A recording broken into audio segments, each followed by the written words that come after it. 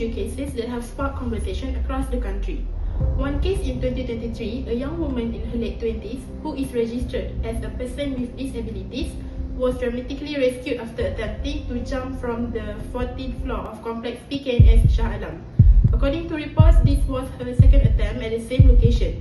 Investigators believe the incident was triggered by emotional distress related to a failed romantic relationship. However, she was later taken for medical assessment and referred for further psychological evaluation.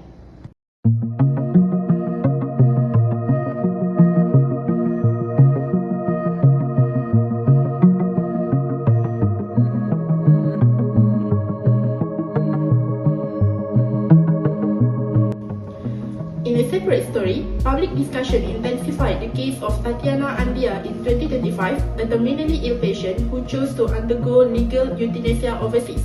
Her family shared that she had endured long-term suffering and decided to end her life on her own terms after exhausting available treatments. Her decision has sparked widespread debate on medical ethics, patient autonomy, and how society should approach end-of-life choices.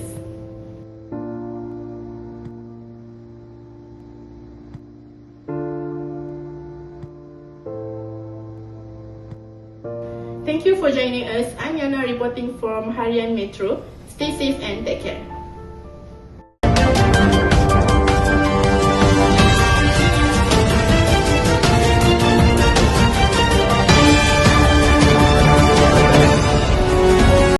Hi and a very good day to all of our viewers. Welcome to our special program Behind the Crisis, and the topic for today is understanding suicide attempts.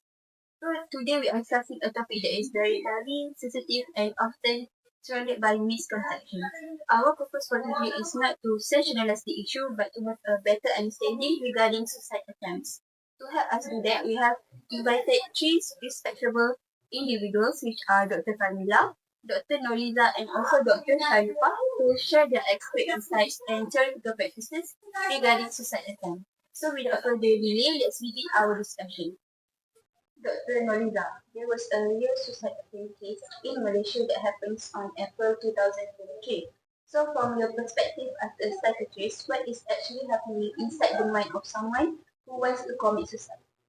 So thank you for inviting me today. So regarding this case is from April 2023 at Complex PKNS Shah Alam, really shows how serious mental health struggles can be when someone feels completely unsupported. The woman involved, who was an OKU individual, mental OKU, tried to jump off from 14th floor because she was heartbroken and mentally exhausted. And what makes it even more worrying is that the fact that this is actually her second attempt of suicide at the same location. Even though the rescue team managed to stop her in time, this case highlights how someone can silently reach a breaking point without getting long-term care, support, and follow-up after the first attempt. So today, mental health issues in Malaysia are becoming more common, but many people still don't really talk about them openly.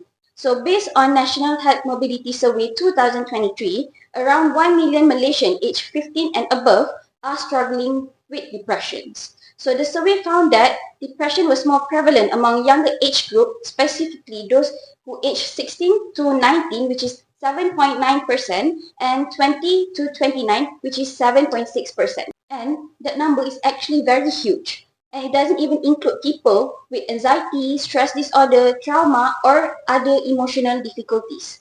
Many keep their problems to themselves and only talk to their close friends or family because they are scared of being judged or misunderstood.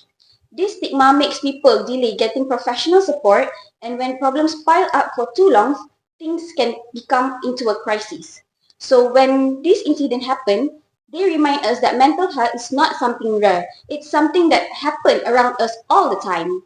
That's why Malaysia needs more awareness, easier access to mental health service, and a society that encourages people to reach out early before things actually get worse. There was such an insightful explanation from Dr. Noriza. We can see how important early support is for someone who is struggling with their life. So moving on, we will now hear from Dr. Kamila to share her medical point of view regarding cases that involve physical illness and euthanasia that leads to suicide attempts. Thank you for inviting me. So, as a doctor, I often meet patients facing suffering that medicine could no longer reverse. That is where discussion about euthanasia becomes important. not as a quick solution but as a compassionate response when all meaningful treatment have been declined. In medicine, euthanasia means ending unbearable suffering through an intentional medical decision, and we usually explain it in two forms. Active euthanasia involves a direct medical act, such as giving medication that peacefully ends life. It's planned, monitored, and done with the patient's full understanding. The goal is always to relieve suffering and not to shorten life carelessly. Passive euthanasia is different. It means allowing the illness to take its natural course by stopping treatment that only prolong the distress, like withdrawing the life support or choosing not to continue invasive procedure. Here our focus shifts entirely to comfort and dignity. The story of Tatiana Andia shows why this conversation matters. Tatiana was a public health specialist diagnosed with advanced metastatic lung cancer.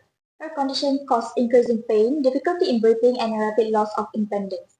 As the cancer spread to her spine, she understood what the final stages would look like, with severe physical decline and suffering that even the strong medication could not fully control. What affected her most was not the death itself, but the thought of spending her life day in constant pain and completely dependent on others.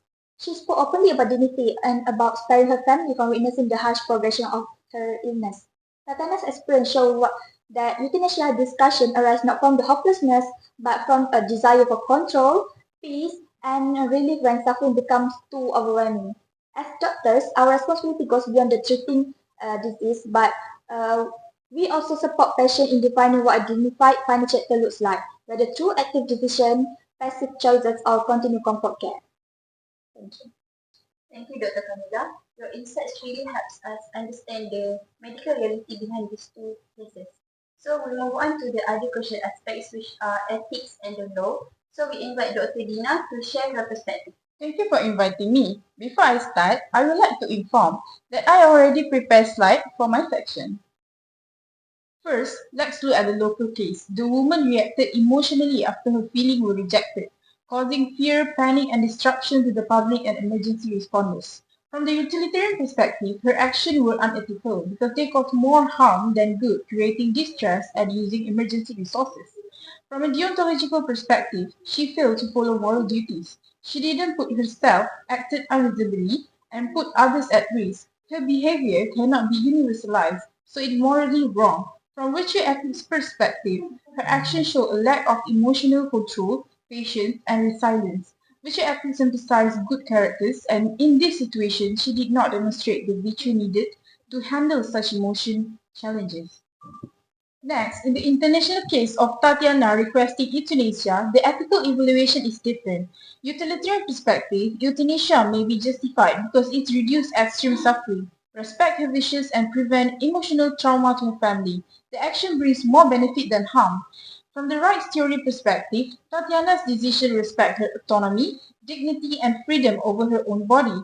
She acted voluntarily and informed, which aligns with the protection of her human rights. From a deontological perspective, euthanasia is morally wrong because it breaks the strict duty against killing. Even if the intention is to reduce suffering, the universal rule cannot be violated. Comparing the two cases, ethical theory gives different judgment. Utilitarianism focuses on consequences, so it condemns the local case for public harm, but may justify the international case for reducing suffering.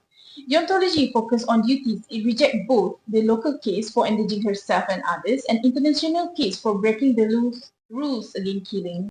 Finally, the legal side. In Malaysia, attempted suicide was crime under Section 309. The law focused on punishment rather than mental health support, with no special protection for vulnerable people. In Colombia, euthanasia is legal for adults and with incurable conditions. With strict rules, medical assessment, and voluntary consent, the focus is for autonomy, dignity, and protection, not punishment. Overall, Malaysia takes a punitive approach, while Colombia takes a rights-based healthcare approach. Thank you. Thank you, Dr. Sharifah.